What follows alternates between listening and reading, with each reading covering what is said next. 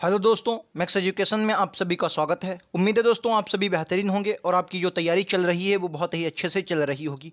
तो दोस्तों आप सभी लोग जानते हैं ये सेट जो हम लोग करते थे हिंदी का, ये सुबह हम लोग 10 बजे किया करते थे, लेकिन अब ये क्लास दोस्तों प्रीमियम हुआ करेगी। और ये प्रीमियम क्लास दोस्तों आपकी दोपहर 3 बजे हुआ करेगी। कितने बजे दोस्तों? दोपहर में 3 बजे हुआ करेगी, यानी दिन में 3 बजे क्लास हुआ करेगी। तो आप लोग इसमें 3 बजे जुड़ा करें। और अब ये क्लास दोस्तों प्रीमियम हुआ करेगी, क्योंकि लाइव में दोस्तों बढ़िया से दिख नहीं पाता था आप सभी को, लेकिन अब ये क्लास बहुत ही बेहतरीन UP constable, UP triple C के किसी भी एग्जाम की तैयारी करते हो आपके लिए ये क्लास बहुत इंपॉर्टेंट है। तो चलिए दोस्तों शुरुआत करते हैं अपने सेशन की। सबसे पहले मैं आपको बता दूं सेट नंबर ये 8 है, बाकी के 7 सेट हम लोग करवा चुके हैं। अगर आपने नहीं देखे तो उन्हें आप जरूर देखें। चलिए शुरुआत करते हैं आज के पहले प्रश्न की। आपका पहला प्रश्न आप सभी की स्क्रीन पर ये रहा है आपको बताना निम्नलिखित में से अल्प प्राण व्यंजन कौन सा। अगर मैं स्पर्श व्यंजन में सभी में अल्प प्राण की बात करूं तो आपका पहला, तीसरा और पांचवा ये क्या होते हैं? अल्प प्राण होते हैं। ये क्या होते हैं? अल्प प्राण। अगर दूसरा और चौथा की मैं बात करता हूं, ये क्या होते हैं? ये आपके महाप्राण होते हैं। क्या दोस्तों होते हैं? ये महाप्राण होते हैं। तो मैं बात करूं अगर इसमें अल्प प्राण कौन सा है तो का,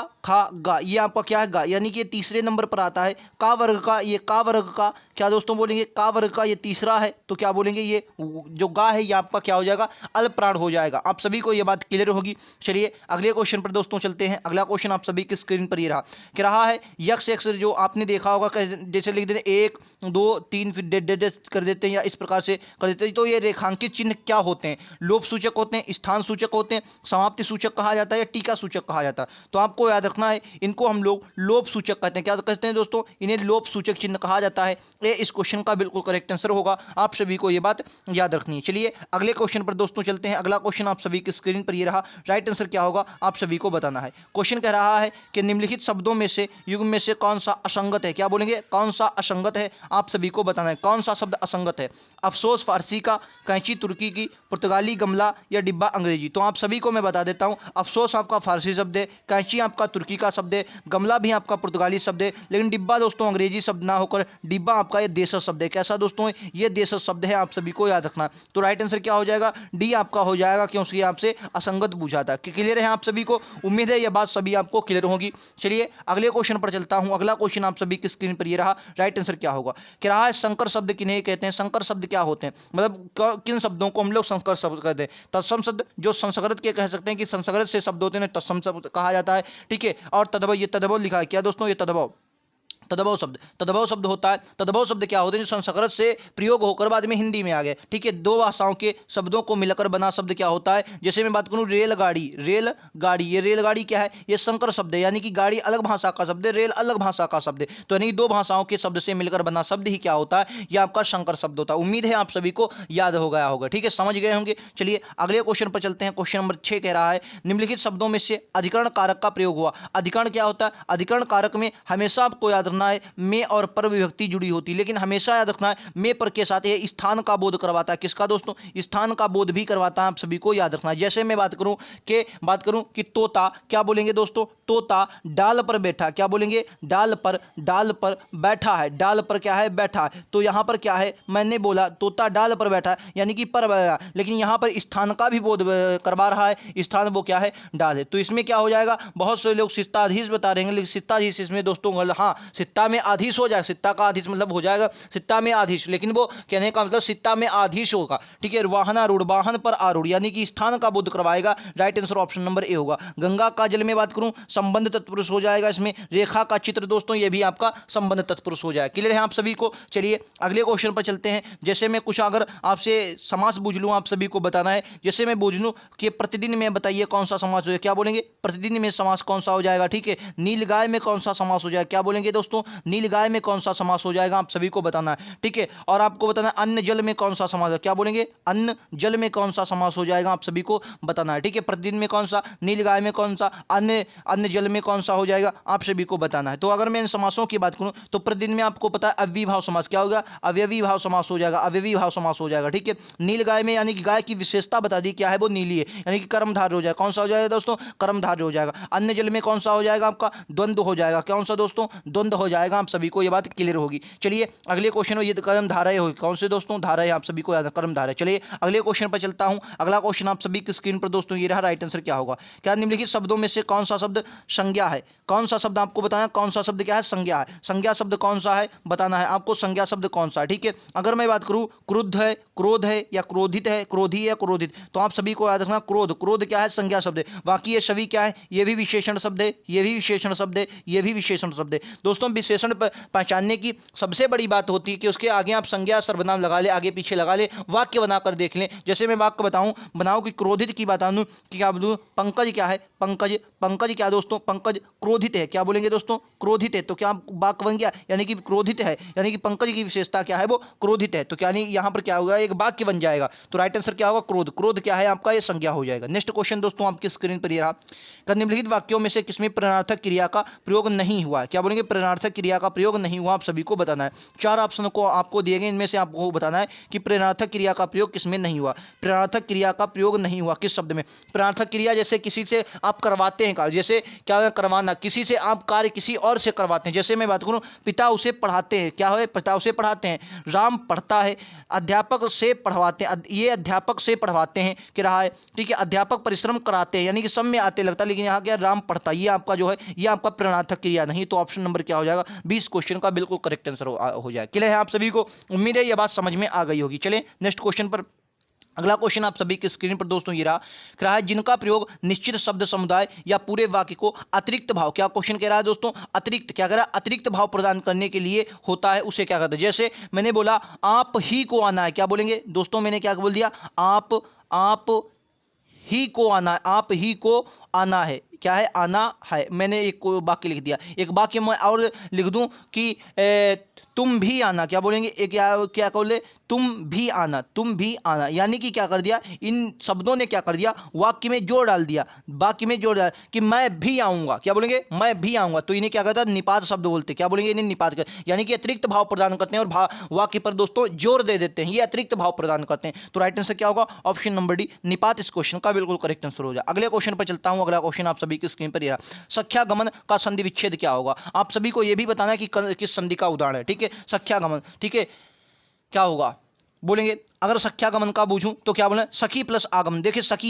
ये शब्द कोई नहीं होता, साफ शब्द जो निकलेगा वो कौन सा निकलेगा दोस्तों, सखी प्लस आगमन निकलेगा। सभी प्लस आगमन किस प्रकार होगा, देखो दोस्तों ये क्या होता है, ये सब हमने लिखा सखी, क्या लिखा, सखी, प्लस क्या हुआ, आगमन, क्या हुआ, आगमन हुआ। ठीक है, आगमन शब्द हुआ। अगर देखो ई का क्या बन जाता है दोस्तों, ई का यड़ संधि में बन जाता है या, यानी कि यहाँ से सा मिला और यहाँ से खा मिला तो खा अधूरा, यहाँ से खा अधूरा, यहाँ दोस्तों या ई का बना या, तो लेकिन ये या अधूरा, और यहाँ से क्या बनेगा, आगमन, यहाँ का मिलेगा दोस्तों, आगमन बनेगा। ठीक है, ये आगमन। दोस्तों अगर आपको यड़ संधि अच्छे से आती है तो उम्मीद है दोस्तों वर्तनी से क्वेश्चन आपके बहुत कम गलत होने के चांस होते हैं, क्योंकि वर्तनी से ज्यादातर क्वेश्चन यड़ संधि के पूछे जाते हैं वर्तनी में। ठीक है, और देखो यहाँ पर दोस्तों अधूरा रहेगा, लेकिन यहाँ पर दोस्तों क्या है, यहाँ पर या अधूरा है, लेकिन या के में ये में क्या मिल जाएगा, आ मिल जाएगा, तो ये पूरा हो जाएगा, यानी कि क्या बन जाएगा, सातों यहाँ पर पूरा, लेकिन खा अधूरा, या में बड़ा का डंडा, क्योंकि बड़ा मात्रा लग जाएगी तो बड़ा अंडा, फिर क्या हुआ, आगमन। ठीक, संख्या गमन हो जाएगा। ठीक है, सखी प्लस आगमन, संख्या गमन हो जाए। समझ में आ गया आप सभी को, उम्मीद है यह बात सभी को समझ में आ गई। तो यड़ संधि बहुत अच्छे से आपकी क्लियर होना चाहिए। यड़ संधि दोस्तों अगर आपकी क्लियर है तो वर्तनी के बहुत से क्वेश्चन आप सही कर सकते हैं। ठीक है, चलिए दोस्तों अगले क्वेश्चन पर मैं चलता हूं। अगला क्वेश्चन आप सभी की स्क्रीन पर ये रहा कि पदभ्रष्ट में कौन सा समाज है, क्या बोलेंगे, पदभ्रष्ट में कौन सा समाज है, रोग मुक्त में कौन सा समाज है, क्या बोलेंगे, रोग मुक्त में कौन सा समाज है, बताइए। रोगग्रस्त में दोस्तों बताना है, रोग ग्रस्त में आपको बताना है कौन सा समाज, रोगग्रस्त में आपको बताना है कौन सा समाज है। ये कई बार एग्जाम में आते हैं, क्या है, रोगग्रस्त में कौन सा समाज, रोग मुक्त में कौन सा समाज। ठीक है, और मैं एक क्वेश्चन पूछ लूं और बताइए, पूछ लेता हूं, चलिए इन्हीं दो को बताइए फिलहाल। इस क्वेश्चन का राइट आंसर में आपको, तो पद से भ्रष्ट, यानी कि पद से क्या है, भ्रष्ट है, यानी कि दूर जा रहा है, तो क्या बोले, तत्पुरुष। तत्पुरुष में भी कौन सा, तो क्या पद से भ्रष्ट, करण और अपादान दो आते हैं से में, और इसमें कौन सा होगा, अपादान, क्या होगा, अपादान, याद रखें, अपादान तत्पुरुष। रोग मुक्त, रोग से क्या है दोस्तों, मुक्त हो गया, यानी कि दूर हो गया, तो क्या बोलेंगे, इसमें कौन सा हो जाएगा दोस्तों, अपादान। क्या हो जाएगा, अपादान हो जाएगा। ठीक है, रोगग्रस्त यानी कि रोग से जुड़ा हुआ है, तो रोग के करण, यहाँ पर क्या होगा, करण तत्पुरुष होगा। यहाँ पर क्या होगा दोस्तों, करण तत्पुरुष होगा। आप सभी को याद रखना है। ठीक है, आप सभी को यह बात याद रखनी है। ठीक है, समझ में आ गया होगा, उम्मीद है आप सभी को याद हो गया। चलिए अगले क्वेश्चन पर चलते हैं। अगला क्वेश्चन आप सभी की स्क्रीन पर ये रहा, क्या रहा है, नवगुंठन का अर्थ क्या होता है। नवगुंठन, नवगुंठन आपने अगर गांव देहात में आप रहते हैं तो ये शब्द आपने जरूर सुना होगा, नवगुंठन। नवगुंठन का अर्थ क्या होता है, तो नवगुंठन को क्या होता है, घूंघट। घूंघट होता है क्या दोस्तों, ये घूंघट शब्द होता है, घूंघट नहीं, घूंघट, घूंघट शब्द होता है। ठीक है, याद रखेंगे, ए इस क्वेश्चन का दोस्तों बिल्कुल करेक्ट आंसर है। चलिए नेक्स्ट क्वेश्चन, अगला क्वेश्चन क्या करा, आविर्भाव का विलोम क्या होगा। क्या दोस्तों, आविर्भाव का विलोम क्या होगा। ठीक है, आविर्भाव का विलोम क्या होगा। कल्पना का विलोम, बहुत बार एग्जाम में कल्पना, कल्पना का दोस्तों विलोम क्या होता है, कल्पना का यथार्थ, यथा मतलब कल्पना की आपने, यथार्थ आ गया, यथार्थ,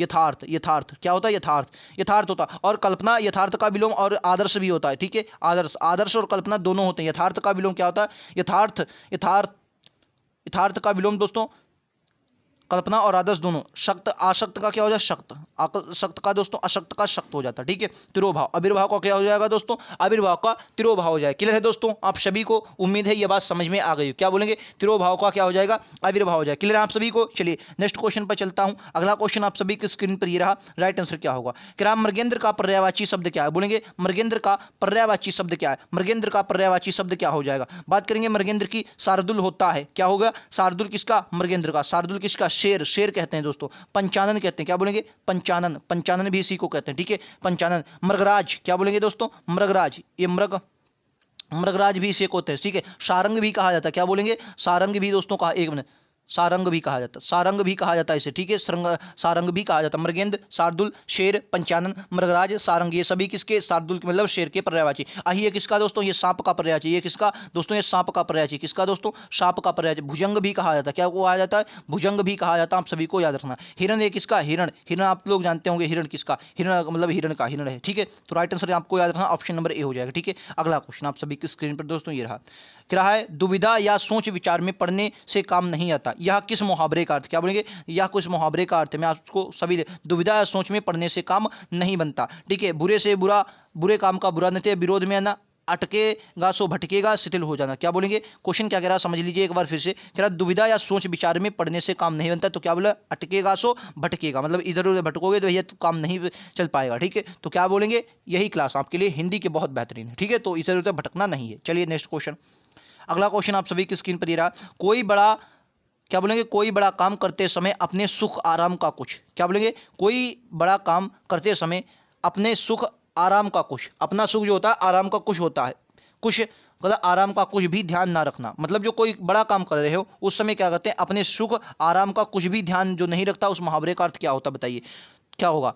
क्या बोलेंगे, कह रहा तोते की आंखें फेरना, टाल मटोल करना, आंखों, दिन को रात समझना, ना दिन को और ना मतलब दिन को दिन रात ना समझना, मतलब दिन को दिन रात ना समझना, यानी बहुत मेहनत करना, ना दिन को दिन ना दिन रात को रात समझना। ठीक है, तो राइट आंसर क्या हो जाएगा, सी हो जाएगा। क्लियर आप सभी को समझ में आ गया होगा। फिर से एक बार क्वेश्चन आप समझ लेते हैं कि कोई बड़ा जब काम करते हो तो अपने सुख का आराम भी या मतलब ध्यान ना रखना, ना आराम का ना सुख का ध्यान रखना, तो क्या कहेंगे कि दिन को दिन और रात को रात ना समझना। क्या बोलेंगे, दिन को दिन रात को रात ना समझना। राइट आंसर क्या हो जाएगा, सी हो जाएगा। नेक्स्ट क्वेश्चन, अगला कह रहा हल्दी का तत्सम शब्द क्या होगा। हल्दी का तत्सम शब्द क्या होगा बताइए, हल्दी का तत्सम शब्द क्या होता है, बोलेंगे दोस्तों हल्दी का तत्सम शब्द क्या होता है। ठीक है, बोलेंगे मृक्षण। मृक्षण मैंने कल भी लगाया था, आप सभी को पता है क्योंकि एग्जाम में बहुत बार मृक्षण, ये मृक्षण का तद्भव आपको बताना है, मृक्षण का।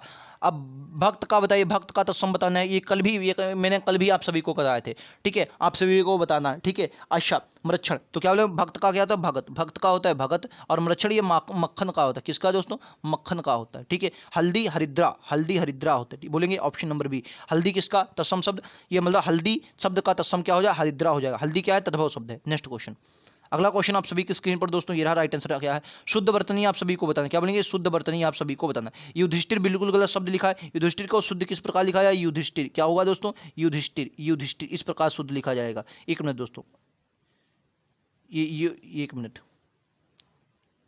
युधिष्ठिर, युधिष्ठिर, द्वारिका जो होता है वो द्वारका होता है, क्या होता है, द्वारका, द्वारका शब्द होता है। कवित्री नहीं तो कवित्री होता है, क्या दोस्तों होता है, कवित्री, कवित्री होता है। अवतार बिल्कुल शुद्ध शब्द है, अवतार क्या है दोस्तों, बिल्कुल शुद्ध शब्द है। कवित्री इस प्रकार से लिखा जाता है। क्लियर आप सभी को, उम्मीद है ये बात समझ में आपको आ गई हुई कोई। चलिए नेक्स्ट क्वेश्चन, ये रहा। क्या निम्नलिखित में से कौन सा वाक्य शुद्ध है? बताना है। शुद्ध वाक्य का चयन करना। शुद्ध वाक्य, शुद्ध वाक्य क्या है? मैं सारी रात भर जागता रहा। दोस्तों जब सारी और भर ये साथ साथ नहीं आते, पूरी और भर साथ साथ नहीं आते, सारी रात जागता रहा बिल्कुल शुद्ध है। पूरी में पूरी तरह से जागता, पूरी तरह से नहीं। ऑप्शन नंबर सी दोस्तों क्या होगा? मैं सारी रात जागता रहा, ऑप्शन सी। नेक्स्ट क्वेश्चन, क्या निम्नलिखित में से कौन सी बोली उत्तर प्रदेश में बोली जाती है? क्या बोलेंगे? उत्तर प्रदेश में बोली जाती है। चार ऑप्शन आपको दिए, तीन ही ऑप्शन दिए गए हैं, तीन ही ऑप्शन दिए गए हैं, ठीक है, तीन ही ऑप्शन है फिलहाल, आप सभी को बता देना है। निम्नलिखित में से कौन सी बोली जाती है? बांगरू गलत है, हड़तोली नहीं, बुंदेली, बुंदेली बोली जाती है, ऑप्शन नंबर सी। बुंदेली भाषा कहाँ पर बोली जाती है? बुंदेलखंड वाले क्षेत्र में आपको बोली जाती है। कौन सी भाषा क्या बोलेंगे? कौन सी भाषा दोस्तों ये आपकी बोली जाती है? बुंदेली। तो क्या बोलेंगे? यूपी में, यूपी में पूछा था, यूपी में कौन सी भाषा बोली जाती है? क्या बोलेंगे दोस्तों? बुंदेली। नेक्स्ट क्वेश्चन, युद्ध करने की इच्छा रखने वाला, युद्ध करने के इच्छुक, ये इच्छा रखने वाला दोस्तों, ये दोनों शब्द अलग अलग है। इसमें करा युद्ध करने को इच्छुक और इच्छा रखने वाला एक अलग अलग शब्द है। ये मुमुच्छ क्या आती है? मोक्ष करने को इच्छुक। क्या बोलेंगे? मोक्ष करने को इच्छुक, मोक्ष प्राप्त करने को इच्छुक। जिज्ञासा क्या होती है? जानने की इच्छा रखने वाला, जिज्ञासा, ठीक है। जिज्ञासु जानने की इच्छा, इच्छुक जानने को इच्छुक, जिज्ञासु। युयुत्सु क्या होता है? युद्ध रखने की इच्छुक। अगर युयुत्सु होता और युद्ध करने की इच्छा रखने वाला होता तो युयुत्सा होता। क्या होगा? युयुत्सा होता। युयुत्सा क्या होता है? युद्ध की इच्छा रखने वाला, ठीक है। और युद्ध करने को इच्छुक तो युयुत्सु। तो right answer C. Next question, ग्राहक किलक किलक अरे मैं नेह निहारूं, इन दांतों पर मोती वारूं। इनमें से कौन सा रस है? आप सभी को बताना है, ठीक है। आपको ऑप्शन दिए गए चार नीचे। क्या? किलक अरे मैं नेह निहारूं। क्या बोलेंगे दोस्तों? किलक अरे मैं नेह निहारूं, इन दांतों पर मोती वारूं। तो क्या है? यहाँ पर एक माँ का बच्चे के प्रति प्यार दिखाया जा रहा है, यानी कि वात्सल्य रस का उदाहरण। किसका दोस्तों? वात्सल्य रस का उदाहरण। सी इस क्वेश्चन का राइट आंसर हो जाएगा। नेक्स्ट क्वेश्चन आप सभी की स्क्रीन पर ये रहा। क्या? वृंदावन फिरत फिरे राधानंद किशोर। फिर से समझिए, वृंदावन फिरत वृंदावन विहरत फिरे राधानंद किशोर और नीरद यामिनी जानी संग डोले बोले मोर। ये मोर है, बोले मोर, ठीक है। उपरोक्त पंक्तियों में कौन सा अलंकार है? उपमा, उत्प्रेक्षा, भ्रांतिमान, यमक। यमक बार बार शब्द कोई आया नहीं तो यमक तो हट गया, ठीक है। वृंदावन विहरत फिरे राधानंद किशोर और नीरद यामिनी जानी रे संग डोले बोगे मोर। तो क्या बोलेंगे? इसमें भ्रांतिमान, ये मतलब अलग किसी बात को दूसरी बात समझ लेना, ठीक है। तो राइट आंसर क्या होगा? सी होगा, भ्रांतिमान अलंकार है। नेक्स्ट क्वेश्चन, क्या भारतीय संविधान के किस अनुच्छेदों में राजभाषा संबंधी प्रावधान का उल्लेख किया गया? क्या बोलेंगे दोस्तों? राजभाषा संबंधी उल्लेख किया गया है, बोलेंगे राइट आंसर क्या हो जाएगा? आप सभी को बताना है दोस्तों। फिलहाल क्वेश्चन का राइट आंसर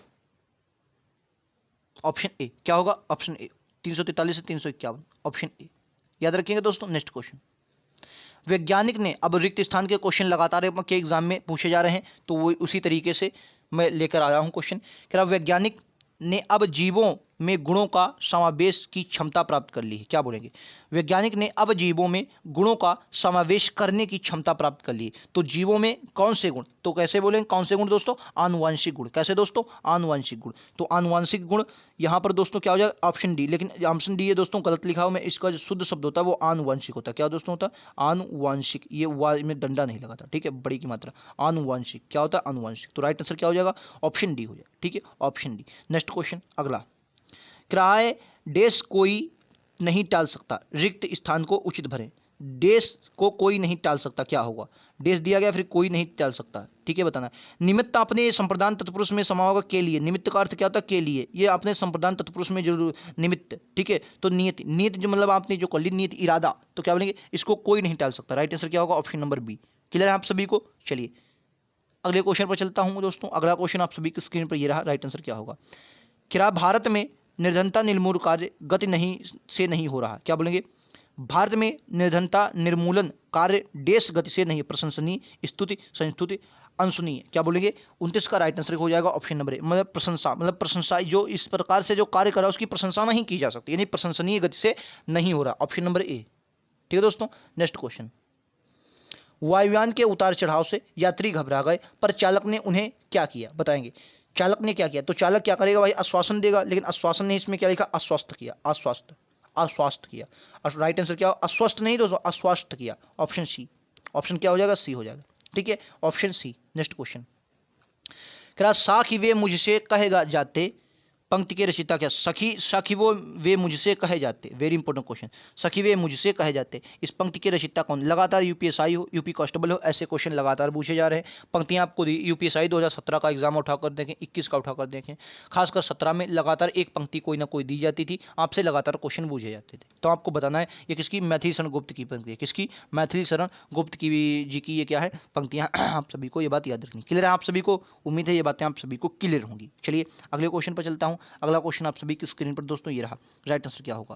कह रहा पल्लव के रचयिता कौन है? पल्लव के रचयिता कौन है? बताएंगे पल्लव के रचयिता कौन है? क्या बोलेंगे? पल्लव के रचयिता कौन है? तो पल्लव के रचयिता वही हैं जिनकी रचना क्या है? कला और बूढ़ा चांद है। क्या बोलेंगे? कला और बूढ़ा चांद। कला और बूढ़ा चांद इन्हीं की है। बूढ़ा चांद इन्हीं की है जिनकी ये पल्लव है। ठीक है, एक और मैं आपको बता दूं, एक और इनकी चिदम्बरा बहुत फेमस है इनकी। क्या बोलेंगे? चिदम्बरा। चिदम्बरा भी इन्हीं की है। तो कौन है? सुमित्रानंदन पंत जी। सुमित्रानंद पंत जी याद रखेंगे दोस्तों, ऑप्शन नंबर ए हो जाए, सुमित्रानंदन पंत जी। क्लियर है आप सभी को?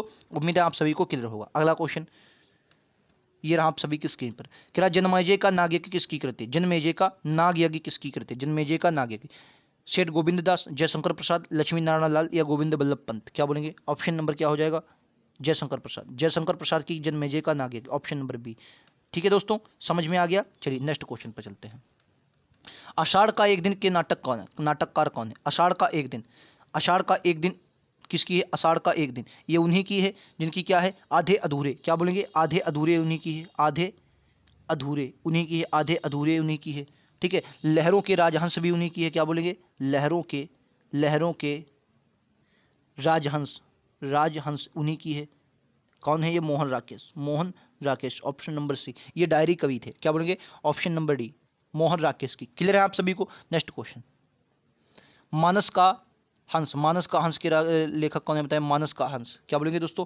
मानस का हंस के लेखक क्या हैं? तो क्या बोलेंगे? अमृतलाल नागर। इनकी अमृत और विष बहुत फेमस है। अमृत और विष बहुत बार, अमृत और विष याद रखेंगे। अमृत और विष बहुत बार एग्जाम में आई। अमृत और विष अमृतलाल नागर की ही है। क्लियर है आप सभी को? चलिए अगले क्वेश्चन पर चलते हैं। अगला क्वेश्चन और आज का अंतिम प्रश्न बहुत ही इंपॉर्टेंट प्रश्न है। क्या मृगनयनी उपन्यासकार के रचनाकार कौन? मृगनयनी आप सभी को पता होगा। मृगनयनी के कौन हो जाएंगे? तो क्या बोलेंगे? Vrindavan Lal Verma. Vrindavan Lal Verma, option number D. दोस्तों उम्मीद है आप सभी को प्रश्न बेहतरीन लगे होंगे। सभी के सभी महत्वपूर्ण प्रश्न थे जो आपके एग्जाम में लगातार पूछे जा रहे हैं। मैं वही प्रश्न लेता हूं जो आपके प्रीवियस ईयर एग्जामों में लगातार पूछे जा रहे हैं। अभी तक कई सेट भी हम प्रीवियस ईयर कर चुके हैं। तो उम्मीद है ये आपकी जो क्लास पहले दोस्तों सुबह 10 बजे होती थी, अब ये दोपहर को 3 बजे हुआ करेगी, मतलब दिन में 3 बजे हुआ करेगी। तो आप 3 बजे इस क्लास में जुड़े। बाकी बहुत बेहतरीन कंटेंट के साथ डेली क्लास हुआ करेगी। ठीक है, मैं आपको किसी दिन अपने क्लास का सभी क्लासेस का टाइम टेबल आपके सामने रखूंगा, ताकि जो भी क्वेश्चन मतलब आपका हो वो आपका मतलब यहाँ से लगातार आप हमसे जुड़ते रहें। ठीक है, उम्मीद है दोस्तों आप सभी को क्लास पसंद आई हो। क्लास पसंद आए तो लाइक से सब्सक्राइब जरूर करें।